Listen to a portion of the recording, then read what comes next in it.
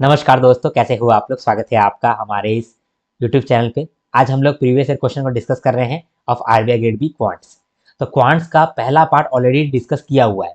तो क्वांट्स का पहला पार्ट में हम लोगों ने डीआई को छोड़ करके बाकी जितने भी सवाल पूछे गए हैं आरबीआई ग्रेड बी 2024 के अंदर उसको डिस्कस किया है। इस पर्टिकुलर वीडियो में हम लोग, जो कि पार्ट 2 है क्वांट्स का, इसमें हम लोग डीआई को डिस्कस कर रहे हैं। आरबीआई ग्रेड बी 2024 में जो डीआई पूछा गया वहां पर 3 सवाल पूछे गए डीआई से। तो 3 डीआई का मतलब हो गया 15 क्वेश्चन। तो 15 क्वेश्चन पूछे गए डीआई को लेकर के, और बाकी 15 क्वेश्चन पूछे गए मिसलेनियस यानी कि बाकी सवाल। तो बाकी सवाल हम लोगों ने ऑलरेडी डिस्कस किया हुआ है पिछले वीडियो में। अगर वो वीडियो अगर आपने नहीं देखा है तो वो वीडियो जरूर जाकर देख लीजिए। कैसे आपको वो वीडियो मिलेगा? डिस्क्रिप्शन में लिंक होगा, वहां से जाकर के आप एक्सेस कर सकते हैं वो वीडियो को। आज के इस पर्टिकुलर वीडियो में जो 3 डीआई पूछे गए थे वो तीनों डीआई को आज हम लोग डिस्कस करेंगे। ये प्रीवियस और क्वेश्चन को डिस्कस करने से फायदा क्या मिलता है, हम लोग को ये मालूम चलता है कि कौन कौन सा टॉपिक इंपॉर्टेंट है, और जो टॉपिक इंपॉर्टेंट है वो इंपॉर्टेंट टॉपिक से कितना डेप्थ में सवाल पूछा जाता है। इससे हमारा एक अप्रोच डेवलप होता है प्रिपरेशन करने का। तो ये बहुत इंपॉर्टेंट बनता है हमारा। ठीक है, चलिए। और एक फायदा होता है कि एक एग्जाम का जो प्रीवियस क्वेश्चन होता है वो दूसरा एग्जामिनेशन में पूछने का चांसेस बढ़ जाता है। तो उस केस में भी ये चीज आपका इंपॉर्टेंट बन जाता है। फॉर एग्जाम्पल, आप आरबीआई ग्रेड बी का क्वेश्चन सॉल्व कर रहे हैं, तो हो सकता है कि सिमिलर क्वेश्चन आपको आरआरबी पीओ में मिल जाए। ठीक है, या फिर आईपीएस पीओ में मिल जाए, ऐसा हो सकता है। ठीक है, तो स्टार्ट करते हैं हम लोग बिना किसी देरी के। डीआई आज हम लोग करने वाले हैं। इससे पहले हम लोगों ने बाकी क्वेश्चन कर लिया है, वो वीडियो आप देख सकते हैं, डिस्क्रिप्शन में लिंक होगा। स्टार्ट करते हैं। यहाँ पर मैंने आपको डीआई दिया है और अभी मैं आपको सॉल्व करूंगा साथ ही साथ। ऐसा मैं क्यों कर रहा हूँ? क्योंकि यहाँ पर आपका एक अप्रोच डेवलप होगा कि एक डीआई को कैसे हम लोग सॉल्व करते हैं। ठीक है, यहाँ पर केसलेट डीआई दिया गया है। ठीक है, रीड करते हैं इसको। इसमें कहता है read the information carefully and answer the question below. ठीक है, मैं इसको बेकार ही पढ़ लिया, पढ़ना ही नहीं था इसको। तो there are 3 companies X Y and Z. Total number of type A pencil manufactured is 40% less than the total number of type B pencils manufactured by all the 3 companies. कहने का मतलब है कि कंपनी जो है वो 3 है, एक्स वाई जेड। ये 3 कंपनी मिलकर के टाइप ए पेंसिल बनाता है और टाइप बी पेंसिल बनाता है। तो टाइप सी पेंसिल भी बनाता है? तो नहीं बनाता है, क्योंकि यहाँ पर लास्ट में देखने को मिल रहा है total pencil manufactured by any company type A and type B pencil manufactured. मतलब ये समझ में आएगा कि 3 कंपनी है, वो लोग टाइप ए बनाता है, टाइप बी बनाता है। यहीं पर आपको क्लियर होना चाहिए, आपको एक फ्रेमवर्क क्रिएट कर लेना है। देखिए, जब भी केसलेट डीआई रहता है ना, तो उस केसलेट डीआई में बहुत सारा इंफॉर्मेशन इस तरीके से दिया रहता है कि आपको थोड़ा कंफ्यूज करने का फिराक में रहता है। तो आप क्या करिए, यहाँ से डेटा को निकाल लीजिए, एक नोट्स बना लीजिए, इस छोटा चीज का नोट्स बना लीजिए। कैसे नोट्स बनाएंगे? जो भी डेटा यहाँ पर दिया हुआ है उसको गिवन करके आप अलग से लिख लेंगे। ठीक है, प्लस आपको एक फ्रेमवर्क यहाँ पर क्रिएट करना पड़ेगा। जैसे कि यहाँ पर एक टेबल बनेगा, मुझे ऐसा लगता है कि एक्स वाई जेड एक कंपनी है जो कि टाइप ए पेंसिल बनाता है, टाइप बी पेंसिल बनाता है। तो एक टेबल यहाँ पर बन सकता है ना। तो हम लोग एक टेबल बनाते हैं, टेबल बनाते हैं हम लोग। ठीक है, तो यहाँ पर हम लोगों ने एक टेबल बना दिया, जहाँ पर एक साइड हम लोगों ने लिखा कंपनी का नाम एक्स वाई जेड, और दूसरी तरफ लिखा हम लोगों ने जो पेंसिल ये लोग बेचते हैं, type A pencil, type B pencil. ये हमारा सबसे पहला काम है। ठीक है, ये हमारा सबसे पहला काम है। दूसरा काम क्या है कि जो जो पर भी यहाँ पर इंफॉर्मेशन दिया गया है वो इंफॉर्मेशन को हम लोग एक जगह इकट्ठा कर लेते हैं।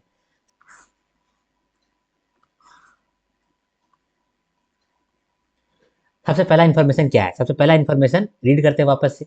हम लोग को ये मालूम चला कि ओवरऑल ये टेबल बनेगा, एक्स वाई जेड कंपनी है और ए और बी पेंसिल बनाता है। ठीक है, ये टेबल बनेगा। अब जो भी इन्फॉर्मेशन यहाँ पर दिया है उसको हम लोग थोड़ा सा इकट्ठा कर लेते हैं। सबसे पहला दिया है कि total number of type A pencil manufactured is 40% less than the total number of type B pencil manufactured by all 3 companies.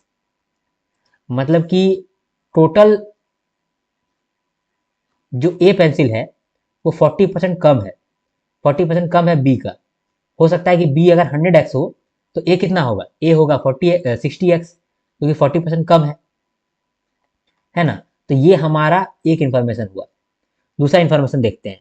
The ratio of total number of type B pencil manufactured by Z to total number of type B pencil manufactured by all 3 companies is 3:10। मतलब यहाँ बोल रहा है अगला कि ratio of type B pencil manufactured by Z. तो Z जो है वो टाइप बी पेंसिल जितना बनाता है upon total number of type B pencil manufactured by all 3 companies, यानी कि एक्स वाई जेड तीनों कंपनी मिलकर के जो बी बनाता है, इसका रेशियो है 3/10। तो ये हमारा दूसरा इन्फॉर्मेशन हुआ। तीसरा इन्फॉर्मेशन क्या है? The number of type A pencil manufactured by X the number of type A pencil manufactured by X is equal to total number of pencils manufactured by Y. Total number of pencils क्या है? Total number of pencils A और B है, ठीक है। तो ये हमारा तीसरा इंफॉर्मेशन मालूम चला। The number of type A pencil manufactured by Z and Y are equal. तो जेड और वाई जो टाइप ए पेंसिल बना रहा है वो इक्वल है, यही कह रहा था ना? हाँ, यही कह रहा था। Total number of pencils manufactured by X, total number of pencils manufactured by X, तो एक्स ए और बी बनाता है, वो किसका इक्वल है? Is equal to half of the total number of pencils manufactured by all three companies together. Half of total number of pencils manufactured by all three companies together, यानी कि X Y Z A B, यही है। चलिए, तो ये हमारा चार information हम लोगों को मिला। और कुछ बचा है क्या? और कुछ नहीं बचा है, ठीक है। तो ये चार इंफॉर्मेशन हम लोगों को मिल गया है, और हम लोग को ये भी मिल गया है कि ये फ्रेमवर्क होना चाहिए। तो ये फ्रेमवर्क के अंदर हम लोग डालने की कोशिश करते हैं ये सारा इंफॉर्मेशन को। ये हमारे स्टेप 3 है। स्टेप 1 में हम लोगों ने ये फ्रेमवर्क को समझा और बनाया। दूसरा स्टेप में हम लोगों ने गिवन जो भी दिया हुआ है उसको एक जगह में इकट्ठा लिखा। अब ये दोनों का इस्तेमाल करके ये जो टेबल है इसको हम लोग भरेंगे, ठीक है। भरते हैं। सबसे पहला कहा गया कि बी जितना भी है उसका 40% कम है ए। तो हम लोग यहाँ पर ले सकते हैं कि बी को 100x ले लें और ए को ले लें 60x। लेकिन ऐसा ले सकते हैं, लेकिन लेंगे नहीं। बोले क्यों? क्योंकि टोटल में कभी भी आप है ना 2 डिजिट मत लीजिएगा। टोटल में 60x ले लिए हैं, मान लीजिए कि यहाँ पर बोले 23% ऑफ टोटल, तब फिर हम लोग बहुत निकालने में हुज्जत होगा 60 का 23%। इससे अच्छा कि यहाँ पर 100x ले लेते हैं या 200x ले लेते हैं, तब हम लोग को काम आसान हो जाएगा। इसीलिए हम लोग यहाँ पर क्या करेंगे, 100x को 500x मान लेंगे, तो 60x भी हो जाएगा 300x, ठीक है। तो इसको अगर हम लोग 500x मानते हैं तो इसका 40% कम कितना होगा, 300x हो जाएगा। ये हम लोग पहला काम किया। दूसरा काम यहाँ पर बोल रहा है कि जेड बी, यानी कि जेड बी जो है वो 3 है, और एक्स वाई जेड बी यानी कि एक्स वाई जेड बी ये है 10। तो अगर 500x, अगर 500x 10 का वैल्यू है तो 3 का वैल्यू कितना होगा, बताइए कितना होगा?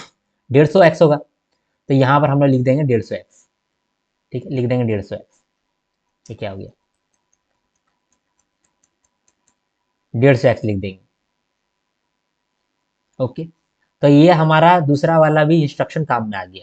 तीसरा इंफॉर्मेशन क्या बोल रहा है कि X A is equal to Y A B, X A is equal to Y A B. तो वाई ए बी को जोड़ेंगे तो एक्स आ जाएगा।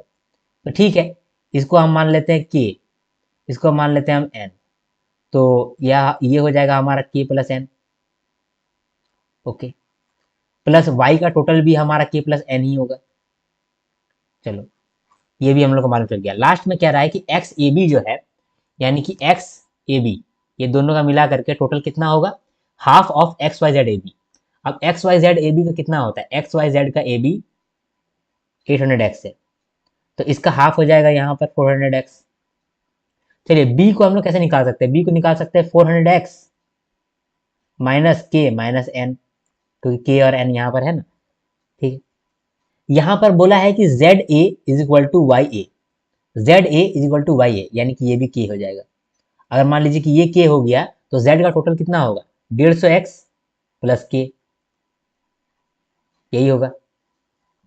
तो अब हम लोग देखते हैं कि हम लोग और क्या कर सकते हैं, और कुछ कर सकते हैं क्या? हाँ, के और एन को हम लोग सॉल्व कर सकते हैं। बोलिए कैसे सॉल्व कर सकते हैं? के और एन को हम लोग ऐसे सॉल्व कर सकते हैं, इसको जोड़ते हैं, अगर एक्स वाई जेड को अगर जोड़ते हैं तो 300x निकलता है, और इसको अगर हम लोग जोड़ते हैं तो 500x निकलता है। तो दोनों को हम लोग जोड़ते हैं, कहीं ना कहीं हम लोग को के मिल जाएगा और एन भी मिल जाएगा, ठीक है, क्योंकि दो इक्वेशन बन सकता है मैक्सिमम, है ना। तो पहले हम लोग बी को देखते हैं, बी में क्या कहा है, बी में जोड़ते हैं 400x माइनस के माइनस एन, फिर इसका एन, इसके बाद 150x is equal to 500x। इसको जब आप सॉल्व करेंगे तो एन एन तो कट गया पहले ही, तो 400x माइनस के, ठीक है, इज इक्वल टू कितना होगा, 150 उधर चला जाएगा तो 350 हो जाएगा, ठीक है। 350x इधर आ जाएगा तो के हो जाएगा हमारा 150x, तो के हो जाएगा हमारा 50x, ठीक है। के हमारा हो जाएगा 50x। अब हम लोग को के मालूम चल गया, तो यहाँ पर पुटअप करते हैं तो हम लोगों को एन भी मालूम चल जाएगा। तो अगर टाइप ए में देखा जाए तो 3k plus n is equal to 300x। कि हम लोग को मालूम है कि 50x है, यानी कि 150x यहाँ plus n is equal to 300x। तो हमारा n यहाँ का निकलेगा 150x। तो k निकल गया हमारा 50x और n निकल गया हम लोग का 150x। तो यहाँ पर कहीं ना कहीं सारा का सारा हमारा काम बन गया, है ना, सारा का सारा काम बन गया। तो कहीं हम लोग लिख लेते हैं कि k निकला है 50x और n निकला है हम लोग का 150x। पुटअप करते हैं हर जगह में, ठीक है। k हम लोग का कितना निकला है, k हम लोग का निकला है 50x। तो जहां जहां पर k है वहां 50x कर दीजिए।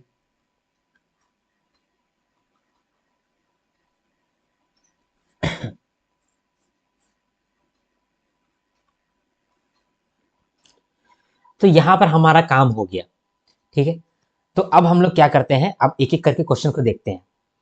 हम लोग मैक्सिमम क्या कर पाए, इस केसलेट से हम लोग ये काम कर पाए कि ये टेबल बना पाए, और सारा टेबल जो है वो एक्स के फॉर्मेट में है, ठीक है। यहाँ से हम लोग और आगे नहीं बढ़ सकते हैं, तो हम लोग एक एक करके क्वेश्चन को देखते हैं। पहला क्वेश्चन को देखते हैं और ये सब को पहले छोटा कर देते हैं, फिर हम लोग क्वेश्चन को देखेंगे। तो इसको तो आप रहने दीजिए, क्योंकि यहाँ पर हम लोग इसी को निकाले हैं, मेन काम यही हम लोग का करेगा। बाकी सबको हम लोग छोटा कर देते हैं, ठीक है, क्योंकि ये सब का काम उतना है नहीं। छोटा कर देते हैं इसको, चलिए कोना रहेगा। अब हम लोग क्वेश्चन में क्या कह रहा है उसको एक बार देखते हैं। पहला क्वेश्चन में क्या कहता है, पहला क्वेश्चन में कहता है कि if the difference between total number of type B pencils manufactured by X and Y are 300, then find the sum of total number of type B pencil manufactured by Z and type A pencil manufactured by X। मतलब यहाँ कहता है कि अगर type B pencil manufacture हुआ जा रहा है एक्स और वाई के द्वारा, इसका जो डिफरेंस है वो 300 है, यानी कि एक्स कंपनी जो बी पेंसिल बनाता है और वाई कंपनी जो बी पेंसिल बनाता है, इसके बीच का डिफरेंस जो है अगर 300 है, तो हमको बताओ कि जेड कंपनी बी पेंसिल बनाता है प्लस एक्स कंपनी ए पेंसिल बनाता है, ये आपसे पूछा है। तो इन्फॉर्मेशन दिया है कि X B minus Y B is equal to 300।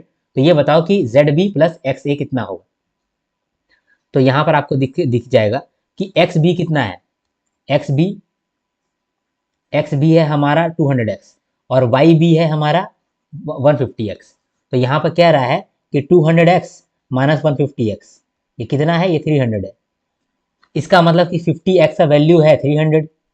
तो x का वैल्यू कितना आ गया, x का वैल्यू आ गया 6, ठीक है, x का वैल्यू 6 आ गया। लेकिन हम लोग निकालना क्या है, जेड बी प्लस एक्स ए। जेड बी का मतलब 150x प्लस एक्स का मतलब 200x। तो हम लोग को 350x का वैल्यू निकालना है, 350x का वैल्यू निकालना है। तो 350 इंटू 6, इसको आप ऐसे कर सकते हैं कि 700 बाई 2 कर देते हैं, इसको 6 कर देते हैं, तो 2100 आ जाएगा। तो ये हमारा आंसर हो गया पहला का 2100, ठीक है। इसको पहले मैं छोटा कर देता हूँ, उसके बाद फिर हम लोग कोई बात करेंगे, है ना। दूसरा क्वेश्चन को है, इस क्वेश्चन को छोटा कर देता हूँ पहले। चलो अगला क्वेश्चन देखते हैं। अगला क्वेश्चन में क्या कहता है, the average number of type B pencil manufactured by X and Z is 1050। The average number of type B pencils manufactured by X and Z is 1050। मतलब कि टाइप बी पेंसिल जो एक्स बनाता है और टाइप बी पेंसिल जो Z बनाता है, इसका जो एवरेज है ये कितना है, 1050, ठीक है। If total number of pencils manufactured by N is 25% more than that of X. अगर टोटल नंबर ऑफ पेंसिल यानी कि एन जो है ए भी बनाता है बी भी बनाता है, और ये जो है 25% ज़्यादा है, ठीक है, 25% मोर देन एक्स। तो एक्स जो भी बनाता है ए भी बनाता होगा, एक्स का ए बी का ये 25% ज़्यादा है, यानी कि 125% है, 5/4 है, ठीक। Then find the difference between the sum of type B pencil manufactured by Z, Z B बना रहा है उसका सम, और number of type A pencil manufactured by Y, तो वाई के द्वारा टाइप ए पेंसिल, ठीक है, इसका सम और total number of pencil manufactured by N, N के द्वारा ए बी, ये दोनों का हम लोगों को डिफरेंस निकालना है, ठीक है। तो ये एक इन्फॉर्मेशन ये दिया गया, दूसरा इन्फॉर्मेशन ये दिया गया, और क्वेश्चन दिया गया ये कि डिफरेंस निकालो जेड बी प्लस वाई ए और NAB का, ठीक है। तो हम लोग देखते हैं XB और ZB क्या है।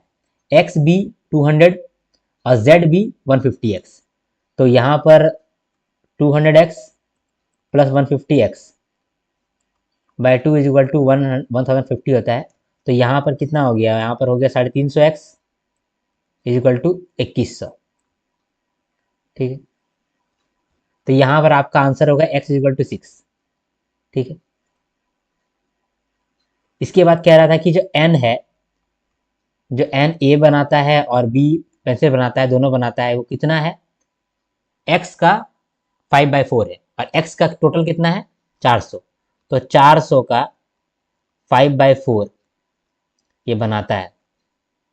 तो कितना हो गया यहाँ पर 500 हो गया, 500x, ठीक है।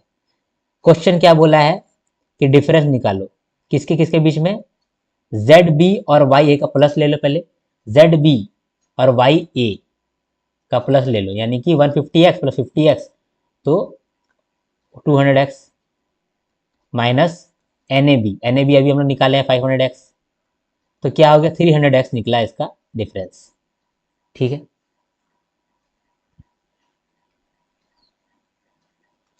और 300x का क्या मतलब हो गया, 300x का मतलब हो गया 300 इंटू 6, ठीक है। तो मतलब 1800, आंसर भी आ जाएगा आपका 1800, ठीक है। दूसरा नंबर भी हम लोग सॉल्व कर लिए, इसको भी हम लोग शॉर्ट में छोटा कर देते हैं, फिर अगला क्वेश्चन को देखते हैं।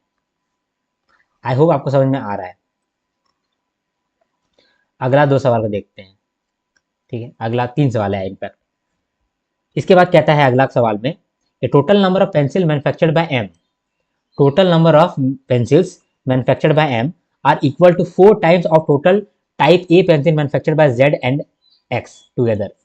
यहाँ पर कह रहा है कि टोटल नंबर ऑफ पेंसिल जो M बना रहा है, यानी M क्या बना रहा होगा, A पेंसिल भी बना रहा होगा, B पेंसिल बना रहा होगा, ये कितना है, ये 4 टाइम्स यानी कि 4 गुना है किसका, total type A pencil manufactured bye X and Z, यानी कि X और Z मिल करके जो पेंसिल A बना रहा है उसका 4 टाइम्स है M का AB, ठीक है। ये बोला गया है।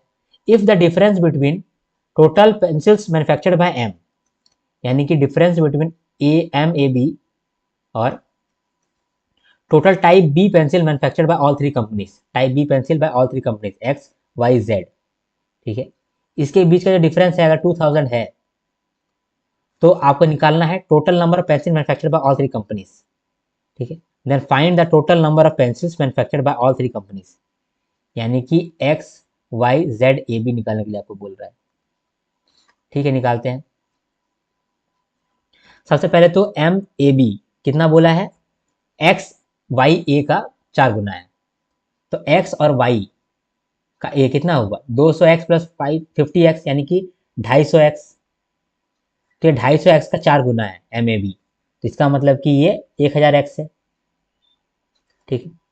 यानी तो यहाँ पर कह रहा है कि जो डिफरेंस है, एक तो 1000x है MAB और XYZB है हमारा 500x, ठीक है।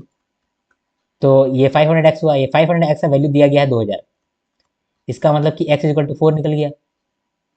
हम लोग को किसका वैल्यू निकालना है, XYZAB मतलब कि 800x का वैल्यू निकालना है। अब x का वैल्यू हम लोग जानते हैं कि 4 है, तो इसका आंसर कितना हो जाएगा 3200, तो C हो गया इसका आंसर। आप समझ पा रहे हैं मुझे ऐसा लगता है, ठीक है। इसके बाद है अगला क्वेश्चन, अगला क्वेश्चन भी देखते हैं हम लोग। अगला क्वेश्चन में कहता है find the ratio of type B pencil manufactured by Y to total pencil manufactured by Z. यहाँ पे कह रहा है कि type B pencil manufactured by Y, तो वाई जो टाइप बी पेंसिल बना रहा है upon total pencil manufactured by Z, Z के द्वारा टोटल पेंसिल ए और बी दोनों। तो ये आप देखो वाई बी कितना है, वाई बी, तो वाई बी आपको मिलेगा 150x, ठीक है, और जेड ए बी मिलेगा आपको 200x, ठीक है।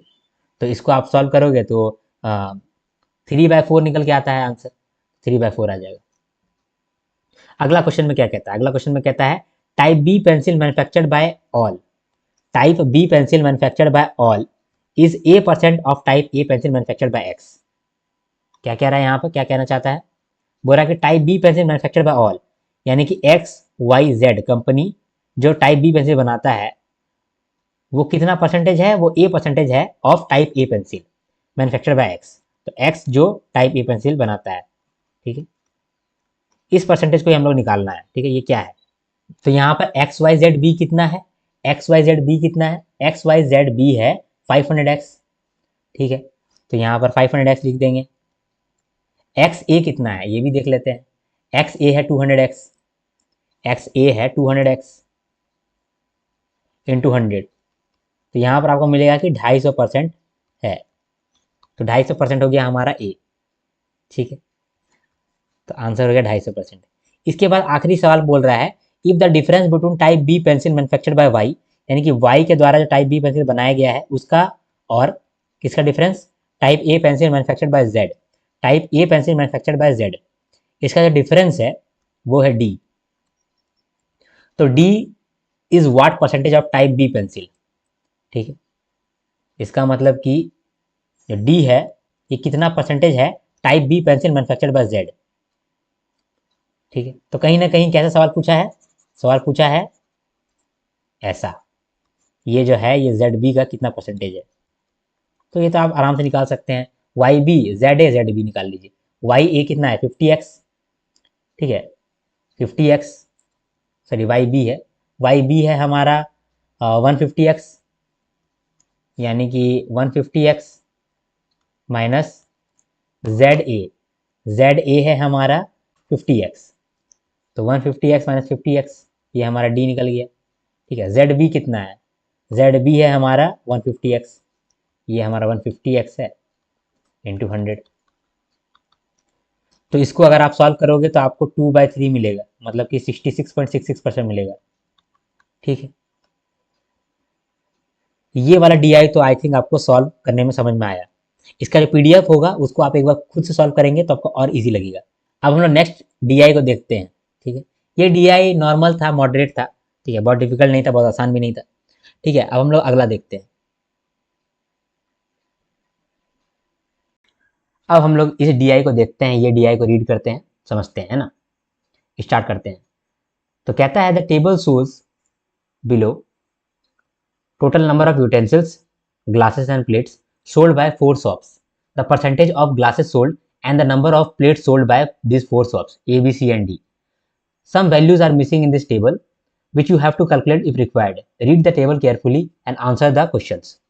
तो यहाँ पर हम लोग को एक टेबल दिया गया है, जैसे ही आपको इस तरह का टेबल मिले जहाँ पर कुछ क्वेश्चन मिसिंग है और कुछ क्वेश्चन दिया हुआ है, तो इसको आप कहीं ना कहीं कहीं आप लिख लीजिए, अपना रफ में ये चीज लिख लीजिए और कोशिश करिए कि कितना हम लोग मिसिंग को निकाल सकते हैं, जितना निकाल सकते हैं उतना निकाल कर रख लीजिए, ये आपको बहुत हेल्प करेगा आगे का क्वेश्चन में, ठीक है। अब ये जो आप यहाँ पर लिखेंगे, यहाँ पर आप वही डेटा लिखेंगे जो कि आपको ये डायरेक्शन से या फिर इस टेबल का मदद से मिला, कोई क्वेश्चन का मदद से अगर आपको कुछ मिल रहा है तो वो क्वेश्चन की मदद से आप यहाँ पर कोई भी डेटा नहीं भरेंगे, ठीक है, ये बात को आप इंश्योर करिएगा। तो यहाँ पर हम लोग जैसे देख रहे हैं कि जो शॉप ए है ये 968 यूटेंसिल बेचा है जिसके अंदर ग्लास है और प्लेट है, तो इसमें क्या रहा है कि जो ग्लास हम लोग बेचे हैं वो 50% ग्लास बेचे हैं, अगर 50% ग्लास बेचा होगा तो 50% प्लेट भी तो बेचा होगा, तो 50% अगर ग्लास बेचा है तो 50% प्लेट भी तो बेचा है, तो 968 का 50% कितना होता है 484, तो ये हम लोग को क्लियर हो गया, ठीक है। दूसरा, ये जो शॉप सी है इसमें 44% बेचा है ग्लास और प्लेट बेचा है 504, अगर 44% ये ग्लास बेचता है तो बाकी का जो 56% है ये तो प्लेट ही बेच रहा होगा ना, इसका मतलब कि जो 504 है ये 56% का वैल्यू है, अगर 56% का वैल्यू 504 है इसका मतलब कि 44% का वैल्यू कितना होगा, कैलकुलेट कर सकते हैं हम लोग, 504 अगर 56 का वैल्यू है तो 44 का कितना वैल्यू है, सॉल्व करेंगे तो निकलेगा 396, तो 396 वैल्यू है।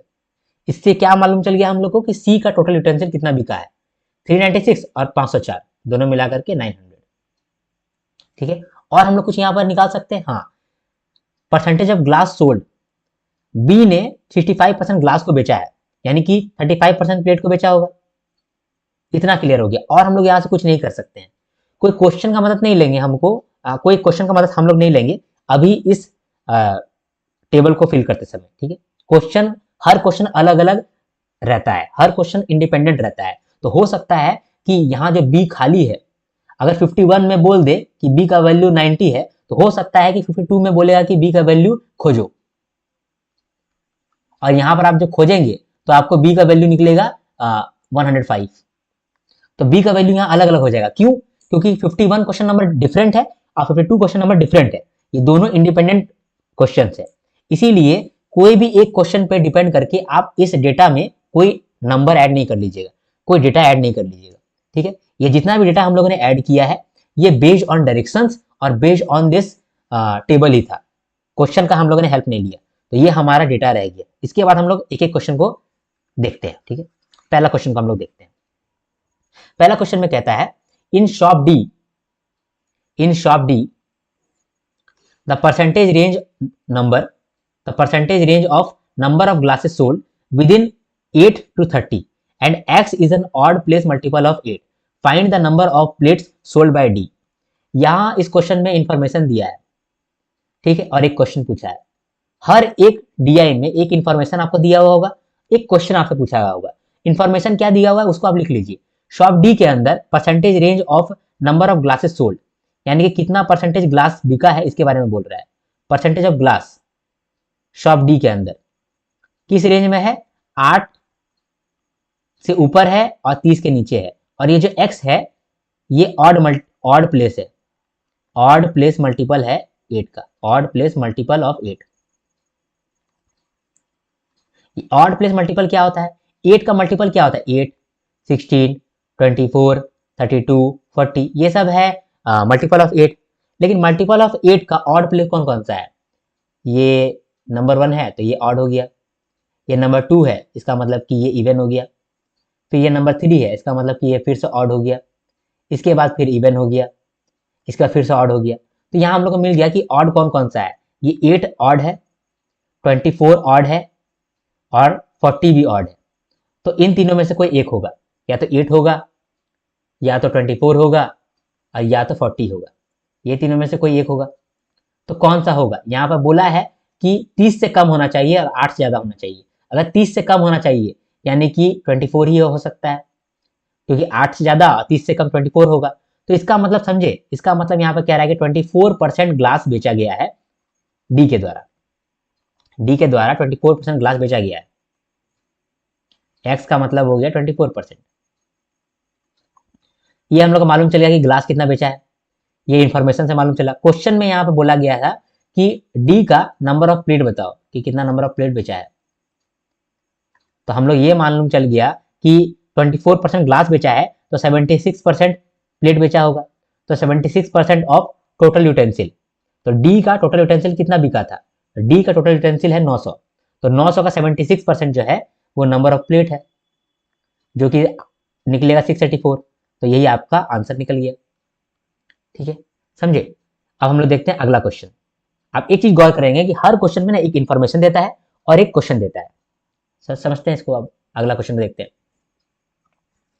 The number of plates sold by B is 146 more than 3 times of the difference between total number of utensils sold by A and D.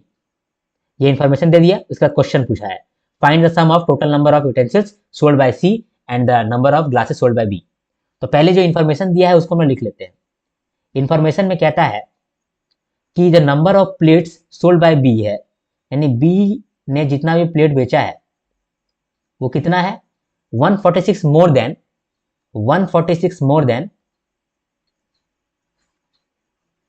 3 times of the difference. 3 times of the difference किसका difference? Total number of utensils sold by A and D. तो A ने कुछ glass बेचा होगा, कुछ plate बेचा होगा, और डी ने भी कुछ ग्लास बेचा होगा, कुछ प्लेट बेचा होगा। तो इसका जो डिफरेंस है इसका 3 गुना प्लस 146, ये है बी का प्लेट। हम लोग को निकालना क्या है? Find the sum of total number of utensils sold by C. तो सी ने जितना ग्लास बेचा है और जितना प्लेट बेचा है इसका सम, और number of glasses sold by B, B ने जितना ग्लास बेचा है इसका सम। ये क्वेश्चन पूछा गया है। ठीक है, तो अगर सी ने, तो यहां पर देखते हैं कि सी ने कितना टोटल यूटेंसिल बेचा है, कितना ग्लास और कितना प्लेट बेचा है। तो सी ने टोटल ग्लास और टोटल प्लेट कितना बेचा है? 900। तो एक चीज तो हम लोग को मालूम है, सी का 900 यूटेंसिल बेचा गया है, ये तो हम लोग को मालूम है, लेकिन बी का ग्लास नहीं मालूम है। बी का ग्लास कैसे मालूम चलेगा? जब हम लोग बी का प्लेट निकालेंगे। तो बी का प्लेट कितना निकलेगा, निकालते हैं।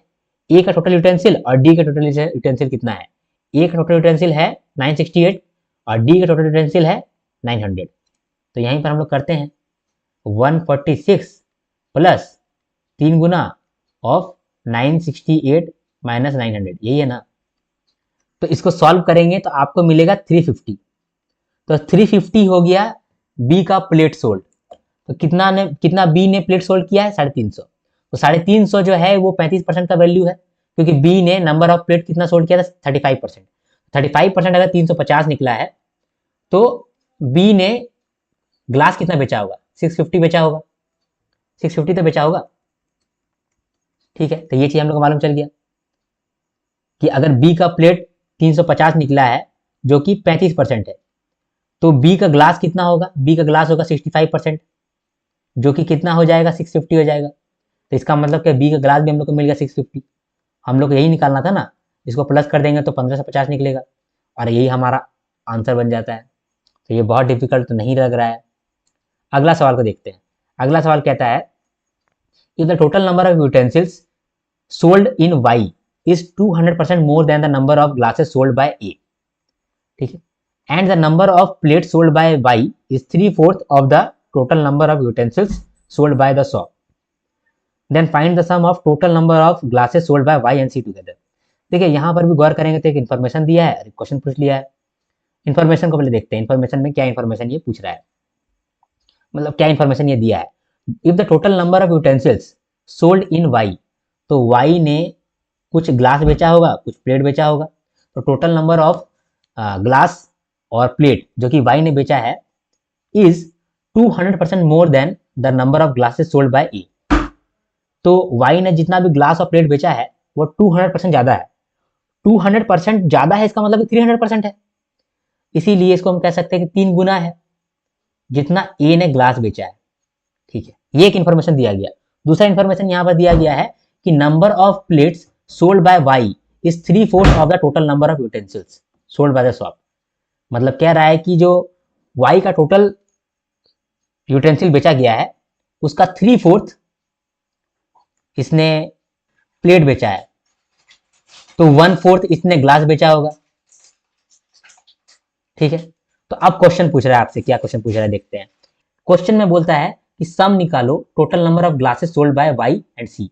तो वाई ने कितना ग्लास बेचा है प्लस सी ने कितना ग्लास बेचा है ये बताओ। तो सी ने कितना ग्लास बेचा है ये तो हम लोग को पहले से मालूम है, ठीक है। कितना बेचा है सी ने ग्लास? सी ने ग्लास बेचा है 396, ये हम लोग को पहले से मालूम है। तो एक चीज तो हम लोग को पहले से मालूम है, 396 तो पहले से मालूम है। वाई ने कितना ग्लास बेचा ये नहीं मालूम है, तो अभी मालूम चल जाएगा कैसे। ये जो इन्फॉर्मेशन यहाँ पर दिया है इसको सॉल्व करते हैं, है ना। तो एजी पहले निकालते हैं, एजी है कितना। एजी हम लोगों ने शायद निकाला भी है। तो ए ने कितना ग्लास बेचा है? 484 बेचा है। तो 484 का 3 गुना कर देंगे तो क्या निकल जाएगा? वाई का टोटल यूटेंसिल निकल जाएगा, वाई का टोटल यूटेंसिल। उसके अंदर ग्लास कितना बेचा है? 1/4 बेचा है, 1/4 बेचा है। तो इसको कह सकते हैं ना 484 इंटू 3 इंटू 1/4। सॉल्व करेंगे तो यहाँ पर आपका 4 से कट जाएगा 121 और यहाँ आपका आंसर आ जाएगा 363। तो y का ग्लास निकल गया 363 और c का ग्लास निकल गया 396। इसको जोड़ देंगे तो आपका आंसर निकलेगा 759 और ये आपका आंसर है। तो थोड़ा सा आपको कॉम्प्लिकेट कर रहा है लेकिन ये इम्पॉसिबल टू क्रैक नहीं है, ठीक है। तो 3 सवाल तो देख लिए हैं, अब अगला सवाल को देखते हैं। इस सवाल को देखें जिसमें कहता है if the total number of glasses sold by B is 414 less than the average number of total number of utensils sold by A and D, then find the total number of plates sold by shop B. तो यहाँ पर information कुछ दिया है, फिर question पूछा गया है। इंफॉर्मेशन यहाँ पर क्या दिया है? यहाँ पर बोला है कि बी का जो total number of glasses sold है, यानी बी ने जितना ग्लास बेचा है वो कितना है? ये 414 कम है than average number of total number of utensils sold by A and D. तो ए का जो टोटल यूटेंसिल बेचा गया है और डी का जो टोटल यूटेंसिल बेचा गया है, इसका जो एवरेज है, इसमें अगर 414 माइनस कर देंगे तब बी का ग्लास निकलेगा, ठीक है। तो इसको सॉल्व करना पड़ेगा। ये इन्फॉर्मेशन दिया गया है और फिर क्वेश्चन आपसे पूछा है कि टोटल नंबर ऑफ प्लेट्स कितना बेचा गया है बी के द्वारा। तो बी का प्लेट कितना बेचा गया ये आपसे पूछा है। तो बी का ग्लास पहले निकालेंगे तो बी का प्लेट भी निकल जाएगा। ए का टोटल और डी का टोटल हम लोग को मालूम है। ए का टोटल कितना है? ए का टोटल है 968 और डी का टोटल है 900। तो इसको अगर सॉल्व करते हैं तो 900 प्लस 968 अपॉन 2 माइनस 414। तो यहाँ से अगर हम लोग सॉल्व करेंगे तो कितना हम लोग को मिल जाएगा? यहाँ से मिलेगा 520। तो 520 जो है वो बी का ग्लास है, मतलब 520 जो है वो बी का ग्लास है, यानी कि बी का 65% है। तो अगर 520 65% है तो 35% निकालो। तो 520 अगर 65% है तो 25% निकालो। ठीक है, ये आपको निकालना पड़ेगा। तो यहाँ पर आपका आंसर निकलेगा 200। ठीक है, अब देखते हैं लास्ट क्वेश्चन। लास्ट क्वेश्चन में कहता है if the average of total number of utensils sold by all 4 shops is 822 then find the number of plates sold by B.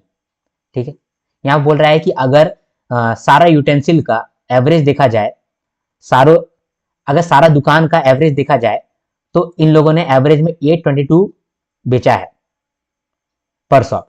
तो अगर मान लीजिए कि हम टोटल देखा जाए कि टोटल कितना इन लोगों ने बेचा है, तो 822 को गुना कर देंगे 4 से, चारों शॉप से, तो ये मालूम चल जाएगा कि टोटल चारों शॉप ने मिलकर के कितना बेचा है।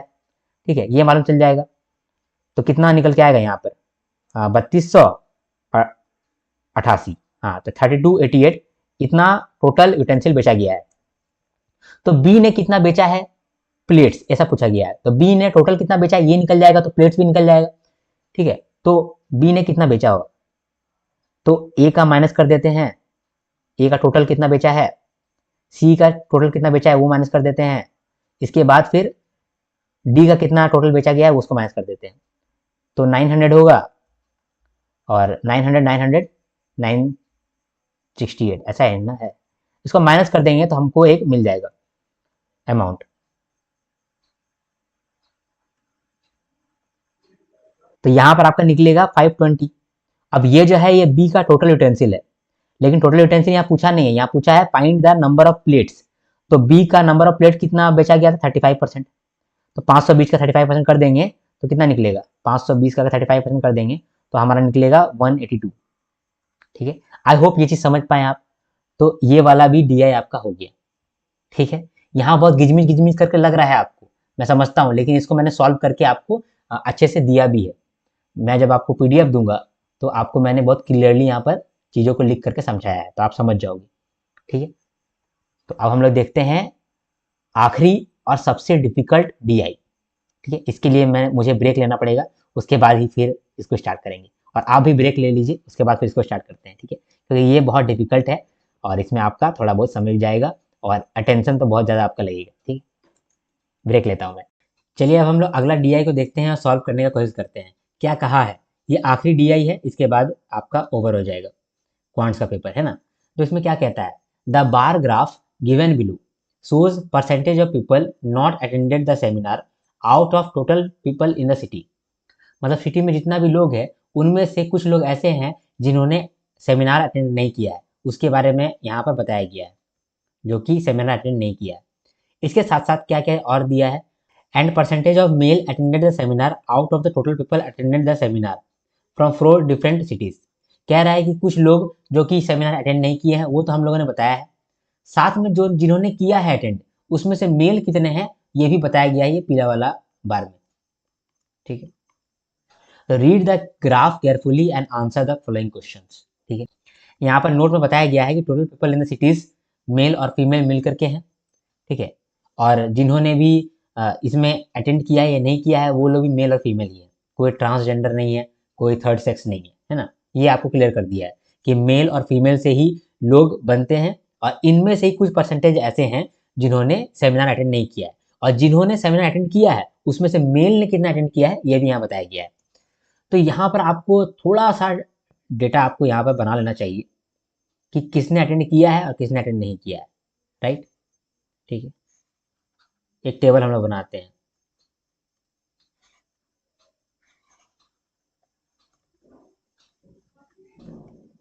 इसमें लिखते हैं कि कौन सा पीपल अटेंड किया है, कितना परसेंटेज पीपल अटेंड किया है। क्योंकि यहाँ पर क्वेश्चन में बोला है कि कौन कौन अटेंड नहीं किया है ना। The percentage of people not attending the seminar, तो कौन कौन अटेंड किया है ये जानना जरूरी है, ठीक है, और कौन कौन अटेंड नहीं किया ये जानना भी जरूरी है। तो people not attend, not attend, तो पीपल ने कितना अटेंड किया है, ए में देखेंगे, बी में देखेंगे, सी में देखेंगे और डी में देखेंगे। तो पीपल कितना अटेंड किया है और कौन अटेंड नहीं किया है। तो देखा गया यहाँ पर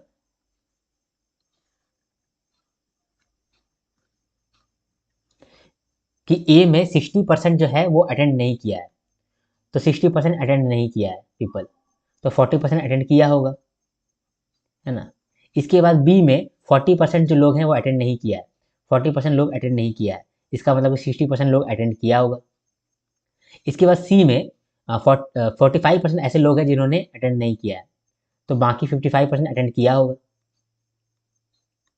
ठीक है। और लास्ट में 55% लोग अटेंड नहीं किए हैं, तो इसका मतलब कि इस केस में 45% लोग अटेंड किए होंगे। अब इनमें से भी जो अटेंड किया है, इसमें से भी कुछ मेल अटेंड किया है, कुछ फीमेल अटेंड किया है, तो उसको भी हम लोग यहाँ लिख लेते हैं।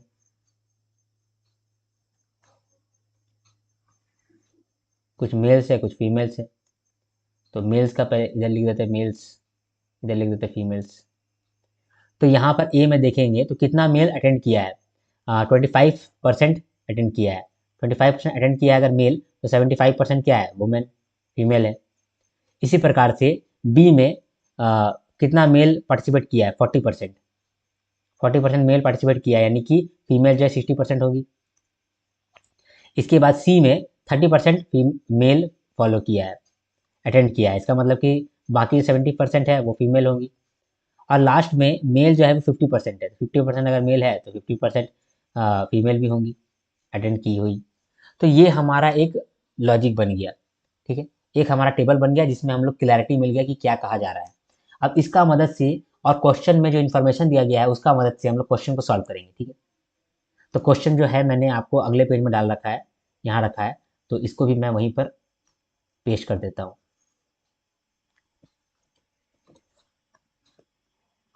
यहाँ पेश,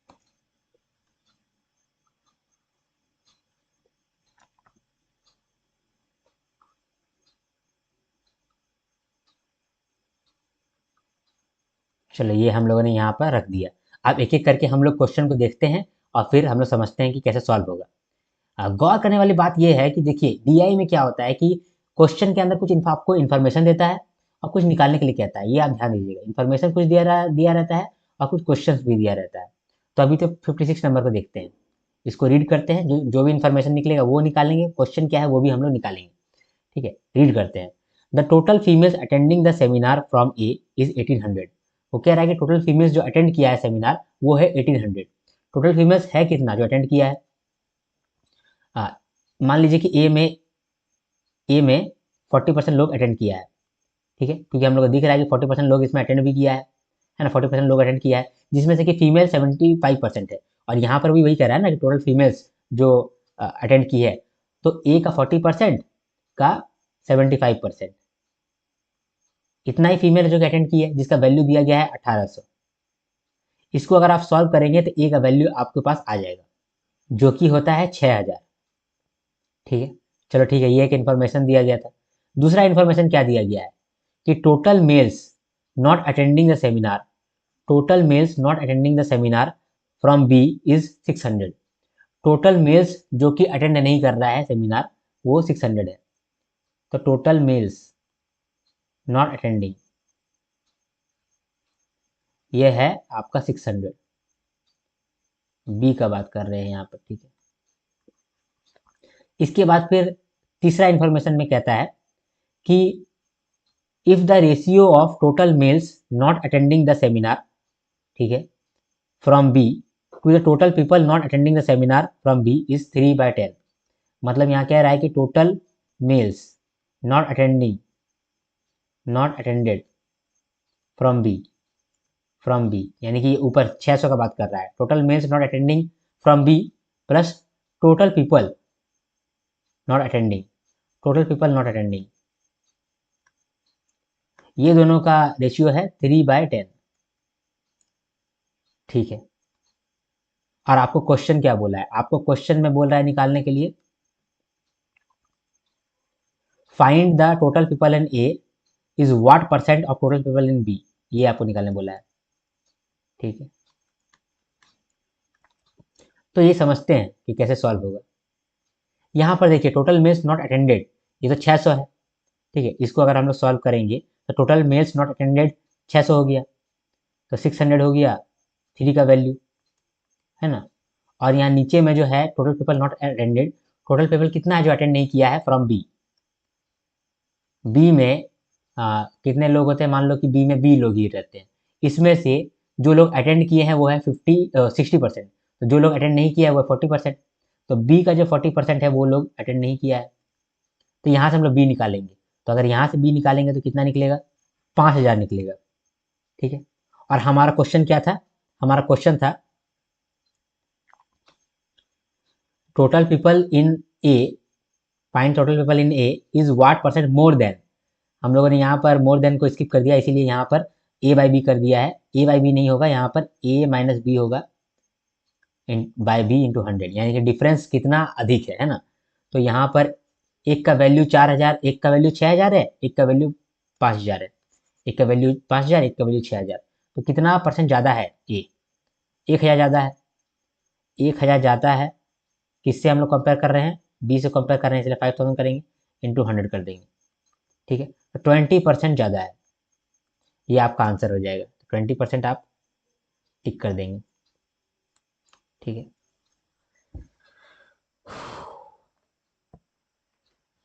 तो अगर आप गौर से देखेंगे तो कुछ आपको इन्फॉर्मेशन मिलता है और उस इन्फॉर्मेशन से रिलेटेड आपको कुछ क्वेश्चन दिया जाता है। ठीक है, ये क्वेश्चन में आप थोड़ा सा गौर करिए और थोड़ा सा पेशेंस रखिए, क्योंकि ये जो क्वेश्चन है ये मेंस लेवल क्वेश्चन है। ठीक, तो आपने पहला वाला सॉल्व कर लिया, इसको हम लोग छोटा कहीं पर बना लिख लेते हैं।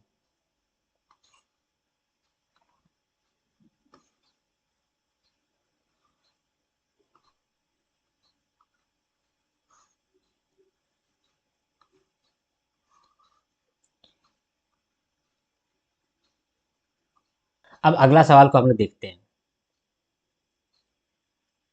The ratio of total males not attending the seminar from B, the ratio of total males not attending the seminar from B to people not attending the seminar from B is 2:5। Information चालू हो गया, information हम लिखना चालू करते हैं। पहला information यहाँ पर क्या बोल रहा है, पहला इन्फॉर्मेशन बोल रहा है the ratio of total males not attending from B, तो बी में जो मेल्स है वो नॉट अटेंड कर रहे हैं अपॉन बी में जो टोटल है जो कि अटेंड नहीं कर रहे, नॉट अटेंड कर रहे हैं, उसका रेशियो है 2/5। ठीक है, ये पहला इन्फॉर्मेशन हो गया। दूसरा इन्फॉर्मेशन में क्या कहता है, total females attending the seminar from B is 2880। Total females जो अटेंड कर रहा है सेमिनार, तो टोटल फीमेल्स कौन कौन होंगे जो कि अटेंड कर रहा है सेमिनार। पहले तो बी में कितने लोग हैं जो अटेंड कर रहे हैं, 60% लोग हैं जो अटेंड कर रहे हैं, तो बी का 60% लोग तो पहले अटेंड कर रहा है, बी का 60% लोग अटेंड कर रहा है। इसके अंदर फीमेल कितने हैं जो अटेंड कर रही है, इसके अंदर फीमेल हैं 60%, तो बी का 60% इंटू 60%, ये हो गया फीमेल जो कि अटेंड कर रही है, जो कि वैल्यू दिया गया है 2880। यहाँ से आप बी निकाल सकते हैं, ये बी में टोटल कितने लोग हैं, तो आपका निकलेगा 8000। ठीक है, तो ये आपका दूसरा इन्फॉर्मेशन हो गया। तीसरा इन्फॉर्मेशन में क्या बोला है, total females not attending the seminar from C are 384 more than the total males attending the seminar from the same city। इसमें कह रहा है कि टोटल फीमेल्स,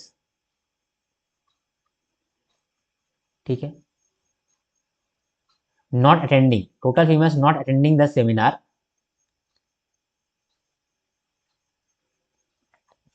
ये जो है 384 ज्यादा है than total males not attending, total males not attending the seminar.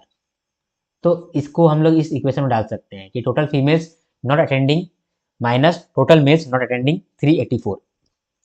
ठीक है, ये आपका हो गया तीसरा इंफॉर्मेशन। चौथा इंफॉर्मेशन में क्या बोला है, if the total females not attending the seminar from C is 42% less than the people not attended the seminar from C. ये जो लाइन है ये बहुत तिगड़म लाइन है, इसको एक और बार पढ़ना पड़ेगा। If total females not attending the seminar from C is 42% less than the people not attended the seminar from C.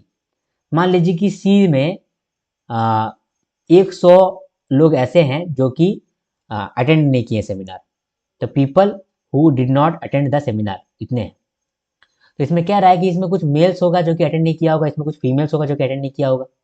तो यहाँ पर क्या बोल रहा है, the total females not attending the seminar, total females not attending the seminar is 42% less than people not attended the seminar from C. मतलब ये बोल रहा है कि 100 में से 42% कम है ऐसे लोग जो कि फीमेल हैं और नहीं किए हैं। इसका मतलब कि ये 58% होंगे। 100 में से 42% कम कर दिया जाए, 42% अगर कम कर दिया जाए तो 58 बचता है। तो 58% फीमेल ऐसी होंगी जिन्होंने सेमिनार अटेंड नहीं किया होगा, और 42% ऐसे मेल होंगे जिन्होंने सेमिनार अटेंड नहीं किया होगा सी से। ठीक है, इसको एक बार दोबारा देखना पड़ेगा। यहाँ पर बोल रहा है कि total females not attending the seminar from C is 42% less than the people not attending the seminar from C. अब फॉर एग्जाम्पल सी में 100 पीपल अटेंड नहीं किए सेमिनार, तो उस 100 पीपल के अंदर कुछ मेल होंगे कुछ फीमेल होंगे। तो यहाँ पर कह रहे हैं कि जो फीमेल होंगे वो टोटल का से 42% कम होंगे, यानी टोटल का से 42% कम होंगे, इसका मतलब 58% होंगे, है ना। तो ये एक बार इसको वापस वाकई देख लीजिए वापस से, ठीक है। ये आपको बेवकूफ़ बनाने का एक टेक्निक है, ठीक है। तो ये सवाल बनाना बहुत मुश्किल था। चलिए, तो यहाँ पर यही मालूम चला है कि सी का जो मेल्स जो फीमेल है जो कि अटेंड नहीं किया है वो 58% है। तो सी में कितने लोग अटेंड किए होंगे, सी में कितने लोग अटेंड किए हैं? अगर सी में देखा जाए तो 55% अटेंड किए हैं, 45% लोग अटेंड नहीं किए हैं। यानी कि जो इसमें फीमेल्स है वो कितना है, इनका फीमेल्स कितना जो अटेंड नहीं किया है, तो सी का 45% लोग ऐसे हैं जो कि अटेंड नहीं किया है। उसमें से 58% ऐसे लोग हैं जो कि फीमेल्स हैं जिन्होंने अटेंड नहीं किया है। ठीक है, तो ये हो गया हमारा ऐसा फीमेल्स जो कि अटेंड नहीं की है ना। ये तो हमारा हो गया जो इन्फॉर्मेशन दिया गया। क्वेश्चन क्या पूछा गया है, क्वेश्चन पूछा गया है कि find the difference between the males not attended from B and C. यानी कि बी कंपनी में जो मेल्स है जो कि जिन्होंने अटेंड नहीं किया है उनका डिफरेंस बताओ सी में जो मेल्स हैं जिन्होंने अटेंड नहीं किया है, ये पूछ रहा है। अब देखिए इसको कैसे सॉल्व करेंगे, इसको सॉल्व करना थोड़ा सा डिफिकल्ट है। बी का मेल्स जिन्होंने अटेंड नहीं किया है, तो पहले ये देखना होगा कि कितना लोग अटेंड नहीं किया है, ठीक है। अब बी का मेल्स जो कि अटेंड नहीं किया है, ऐसा कहीं पर भी लिखा हुआ नहीं है, सिर्फ ये लिखा हुआ है कि बी में से कितना लोग अटेंड नहीं किया है। 40% लोग अटेंड नहीं किया है, लेकिन इस 40% में मेल कितना है फीमेल कितना है ये तो बताया नहीं है। लेकिन इसके लिए यहाँ पर हिंट दिया हुआ है कि बी का जो टोटल जो अटेंड नहीं किया है उसके साथ रेशियो दे दिया गया है कि बी का मेल का कितना है जो कि अटेंड नहीं किया है। तो बी का टोटल कितने लोग हैं जिन्होंने अटेंड नहीं किया है, तो बी में टोटल लोग हैं 8000, बी में टोटल लोग हैं 8000, यहाँ पर निकाला था हम लोगों ने। तो बी में अगर टोटल लोग 8000 हैं, इनमें से 40% जो है अटेंड नहीं किए हैं, तो कितना लोग अटेंड नहीं किए हैं, यहाँ पर आपको 3200 ऐसे लोग मिलेंगे जो कि अटेंड नहीं किए हैं, बी से हैं। तो इस 3200 को आप इस इक्वेशन में लेकर के आओ, इस रेशियो में लेकर के आओ कि बी में जो मेल्स नॉट अटेंडेड है अपॉन बी में जो टोटल नॉट अटेंडेड है, इसमें कितना है 2/5 है। हम लोग को बी मेल्स जो कि नॉट अटेंडेड है ये नहीं मालूम है, लेकिन बी का टोटल जो है वो हम लोग को मालूम है जो कि अटेंड नहीं किया है। तो 3200 इक्वल टू 2/5 बी का मेल्स जो कि अटेंड नहीं किया है। इसको सॉल्व करेंगे तो आपको ये मालूम चलेगा कि बी का जो मेल्स है जो कि अटेंड नहीं किया है उसका वैल्यू निकलेगा 1280। तो यहाँ पर आप इसको लिख देंगे 1280। इसके बाद आप सी का जो मेल है जो अटेंड नहीं किया है ये भी हम लोग नहीं निकाल सकते हैं, क्योंकि जो अटेंड नहीं किया है सी में कितना कोई अटेंड नहीं किया है ये ओवरऑल बताया है, टोटल पीपल बताया है, मेल और फीमेल नहीं बताया है। लेकिन यहाँ तो पूछा है कि सी का मेल जो है वो अटेंड नहीं किया है उसका कितना नंबर है, ये कैसे निकालेंगे हम लोग। तो इसके लिए भी हिंट दिया गया यहाँ पर सी में। देखिए यहाँ पर बोला गया कि कितना मेल जो है अटेंड नहीं किया, कितना फीमेल अटेंड नहीं किया, यहाँ पर आपको मालूम चल गया। तो सी में कितना लोग अटेंड नहीं किया था, सी में से 45 लोग अटेंड नहीं किया, 45% अटेंड नहीं किया है। तो सी में 45% लोग अटेंड नहीं किया है, उसमें से 58% लोग मेल है, तो यहाँ से आपका निकल जाएगा। लेकिन सी तो हम लोग को मालूम ही नहीं है, तो सी कैसे निकालेंगे अब, तो सी का एक लोचा पड़ता है। तो अब सी निकालने के लिए आपको इस हिंट का इस्तेमाल करना पड़ेगा। ये जो हिंट है यहाँ पर आप सी निकाल सकते हैं। यहाँ पर क्या बोला है कि total females not attended of C minus total males not attended of C is 384। तो टोटल फीमेल कितना है जो अटेंड नहीं की है सी के अंदर? सी के अंदर 45% ऐसे लोग हैं जिन्होंने अटेंड नहीं किया है। सी में 45% ऐसे लोग हैं जिन्होंने अटेंड नहीं किया है। उसमें से जो फीमेल्स जिन्होंने अटेंड नहीं किया है वो कितने हैं? 58%। माइनस सी में 45% लोग अटेंड नहीं किए हैं, उसमें से मेल्स कितने हैं? उसमें से मेल्स 42% जिन्होंने नहीं किया है अटेंड, इज इक्वल टू 384। ठीक है, इसको जब आप सॉल्व करोगे तब आपका सी निकलेगा। सी कितना निकलेगा? सी निकलेगा 4000। और जब सी 4000 निकला तो आपका जो सी जो, तो यहाँ पर जो सी का मेल्स नॉट अटेंडेड है ये आपका ऑटोमेटिकली निकल जाएगा, क्योंकि सी निकल गया। तो 4000 इंटू 45% इंटू 58%, तो यहाँ से आपका ये आंसर निकलेगा 756। फिर आप इन दोनों को माइनस करोगे तब आपके पास जो आंसर निकलेगा वो आएगा 524। मैं समझता हूँ कि ये बहुत डिफिकल्ट है, क्योंकि मुझे भी मैथ बहुत डिफिकल्ट लगता है और मुझे ये चीज़ एक्चुअल में डिफिकल्ट लग रहा है। ठीक है, तो चलो ठीक है, इसको मैं आसान और कर दूंगा, क्योंकि ये मेरा पहला सेशन है। तो इसमें मैं क्या क्या कर सकता हूँ, लेकिन धीरे धीरे करके मैं आपको मैथ जो है ईजी कर दूंगा, आई प्रॉमिस यू दैट। ठीक है, अब हम लोग अगला सवाल को देखते हैं।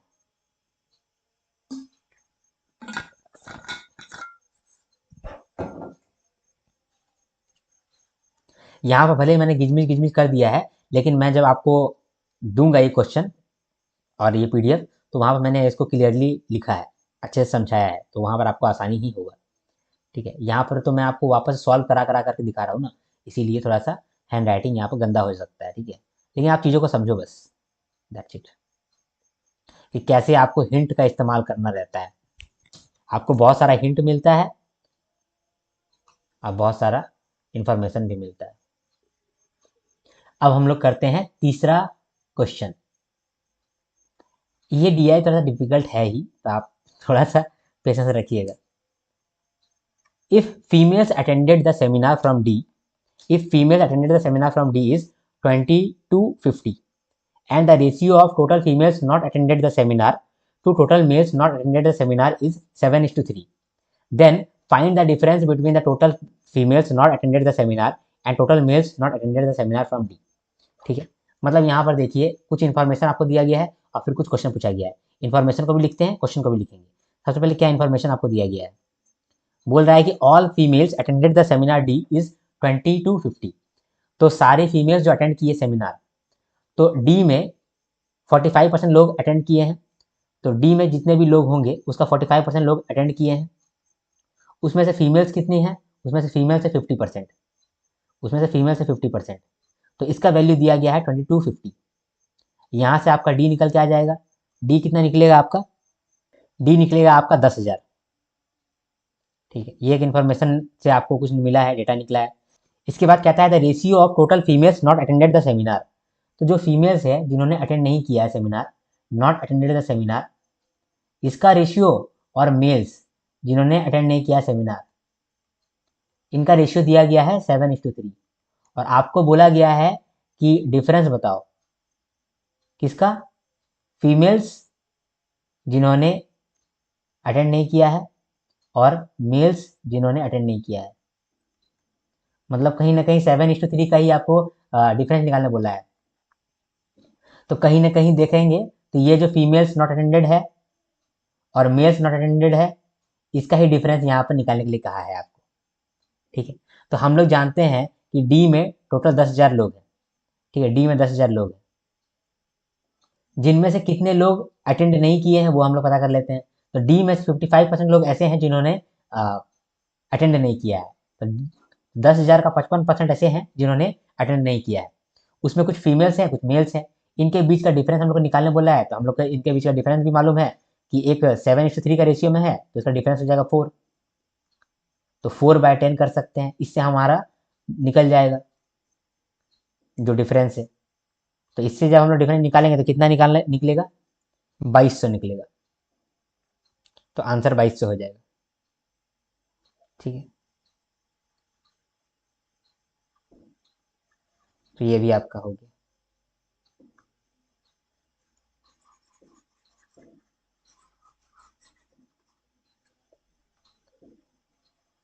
चलिए ये भी सवाल आपका हो गया।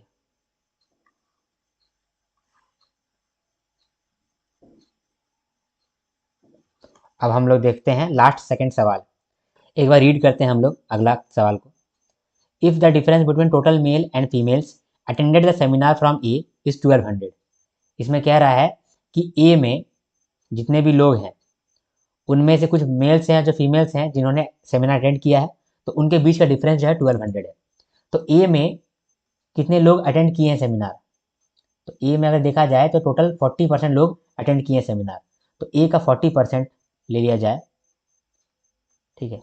इसके अंदर कुछ मेल्स किए हैं कुछ फीमेल किए हैं, तो उनका डिफरेंस यहाँ पर बोल रहा है।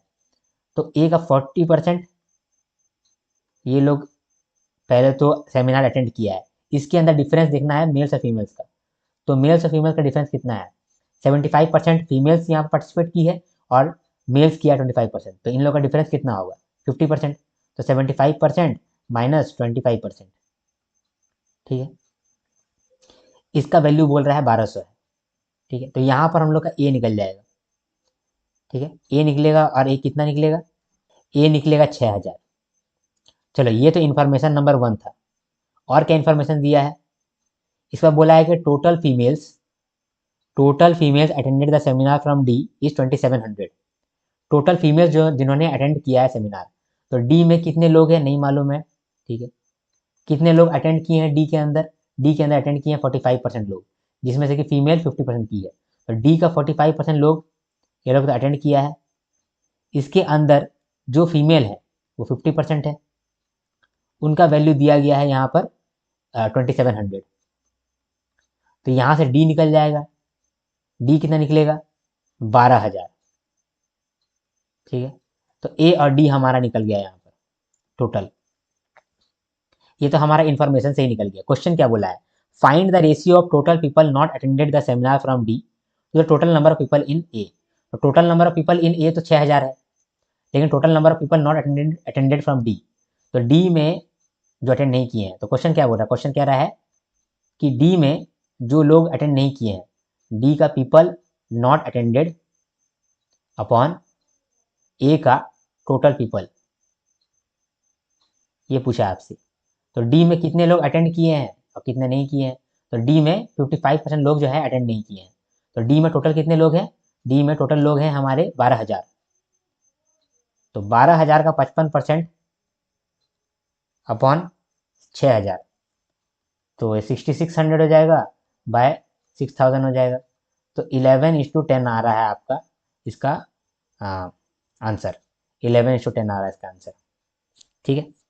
अब ये जो लास्ट क्वेश्चन है, ये क्वेश्चन को मैं बोलूंगा कि मैं आपको होमवर्क दे देता हूँ। अब ये जो लास्ट क्वेश्चन है इसको मैं आपको होमवर्क दे देता हूँ, ठीक है। जो मैं आपको पीडीएफ दूंगा इसका आपको आंसर भी मिल जाएगा वहां पर, लेकिन फिर भी आप एक ट्राई करना, ठीक है। एक ट्राई आप जरूर करना और कोशिश करना कि इसको आप 2 बार देखो, इस पर्टिकुलर वीडियो को। लगता है बहुत ये टफ है भी टफ, तो अगर आपको ऐसा लग रहा है कि 2 बार वीडियो नहीं देखना चाहते हैं तो आप ऐसा कर सकते हैं कि जो मैंने आपको पीडीएफ दे रहा हूँ अभी, वो पीडीएफ को आप देख लीजिएगा। मैं आपको ये वाला पीडीएफ दे रहा हूँ, ठीक है। ये वाला पीडीएफ आपको मिलेगा, ठीक है। ये वाला पीडीएफ है, इसमें सारा आंसर दिया हुआ है और मैंने ये नोट्स अच्छे से बनाया हुआ है। ये डीआई का ही है ना। चलो मैं सब कुछ दे रहा हूँ यहाँ पर, आपको प्रॉब्लम यहाँ से नहीं होना चाहिए, ठीक है। ये मेरा पहला वीडियो था जहाँ पर मैंने आपको पूरा क्वांट्स का प्रीवियस ईयर क्वेश्चन कराया है। यकीन मानिए कि पहला वीडियो में थोड़ा सा प्रॉब्लम हो सकता है, लेकिन धीरे धीरे जब मैं और इस पर काम करूँगा तो ये मैं आपको फुद्दू सा सब्जेक्ट बना दूंगा, मजाक नहीं कर रहा हूँ, ठीक है। धीरे धीरे हम लोग इस पर काम करेंगे, बहुत सारा टेक्निक हम लोग सीखेंगे भी। सिर्फ प्रीवियस ईयर क्वेश्चन को सॉल्व करने से ही मैंने काफ़ी टेक्निक यहाँ पर इवॉल्व किया था, और भी हम लोग कर सकते हैं। इसको ईजी बना देंगे, मजाक नहीं कर रहा हूँ, उसको सच में ईजी बना देंगे हम लोग, ठीक है। टेंशन लेने की बात नहीं है। शुरुआत में आपको प्रीवियस ईयर क्वेश्चन देखने से ये लग रहा है कि कितना डिफिकल्ट पूछ लेता है वो, लेकिन बहुत डिफिकल्ट नहीं है। अगर आप गौर करेंगे ना तो कुछ ऐसा क्वेश्चन मिलता है जिसको आप सॉल्व कर सकते हैं। प्लस चूंकि ये इतना डिफिकल्ट क्वेश्चन सेट कर रहा है तो ग्रेस मार्किंग भी आरबीआई दे रहा है, ठीक है। तो अगर इतना क्वेश्चन में से अगर आपने सिर्फ 4 क्वेश्चन भी सॉल्व किया होगा या फिर 3 क्वेश्चन भी सॉल्व किया होगा, तब आपका बेड़ा पार हो गया होगा। क्योंकि बहुत सारे मेरे स्टूडेंट ऐसे भी हैं जिन्होंने 4 क्वेश्चन सॉल्व करके 7 नंबर लेकर के आए हैं, जिन्होंने 3 क्वेश्चन सॉल्व करके 6 नंबर लेकर के आए हैं और उनका कट ऑफ क्लियर हो गया है। तो इस तरीके से आप आरबीआई में जंप कर सकते हैं। सबसे आसान डीआई से भी थोड़ा सा आसान हमको पहले वाला वीडियो में लगा। ठीक है, दोनों वीडियो को आप देख करके आप बताइए कि आपका क्या फीडबैक है, तो आप मुझे ऐसा कमेंट करिएगा। ठीक है, लास्ट वाला क्वेश्चन जरूर डिफिकल्ट था, तो उसको देख करके आप ये मत बोलिएगा कि यार क्वेश्चन बहुत टफ है। सारे क्वेश्चन को देखिएगा, उसके बाद कहिएगा कि क्या आपको लगता है। आपका फीडबैक मेरे लिए बहुत इंपॉर्टेंट है। ठीक है, आप जरूर फीडबैक दीजिए, कमेंट करिए। अगर आप अभी तक मेरा वीडियो देख रहे हैं, इसका मतलब आपने बहुत ही पेशेंस के साथ पढ़ाई किया है। तो आपको लग रहा होगा कि मैंने भी काफ़ी इसमें पेशेंस के साथ आपको पढ़ाया है। मैथ मेरा स्ट्रेंथ नहीं है, रीजनिंग मेरा स्ट्रेंथ नहीं है, लेकिन मैंने ये सोचा है कि मैथ रीजनिंग आपको मैं ईजी करा दूंगा, क्योंकि आप लोग को प्रॉब्लम होता है। जो भी आपका प्रॉब्लम है उसको आसान करना मेरा ड्यूटी है, वो मैं आपको करूंगा। ठीक है, तो कमेंट करो, इससे मेरा मोटिवेशन हाई होता है। लाइक कर सकते हैं आप मेरे वीडियो को, इससे मेरा वीडियो क्रेडिबिलिटी हाई होगा और मुझे ज़्यादा ऑडियंस मिलेगा, फिर ऑटोमेटिकली मेरा भी मोटिवेशन हाई हो जाएगा। तो कमेंट करो, इससे डायरेक्टली मेरा मोटिवेशन हाई होता है। लाइक करोगे तो इनडायरेक्टली मेरा मोटिवेशन हाई हो जाएगा। ठीक है, सब्सक्राइब करके रखो, क्योंकि आगे आने वाले कंटेंट में आपको काफ़ी फायदा मिलने वाला है। आप नहीं करोगे अगर सब्सक्राइब तो पछताओगे, ऐसा मैं आपको कह सकता हूँ। ठीक है, अब हम लोग मिलेंगे नेक्स्ट वीडियो में, तब तक के लिए हर हर महादेव, शंभू शंकर, जय हिंद, जय भारत, नमस्ते इंडिया।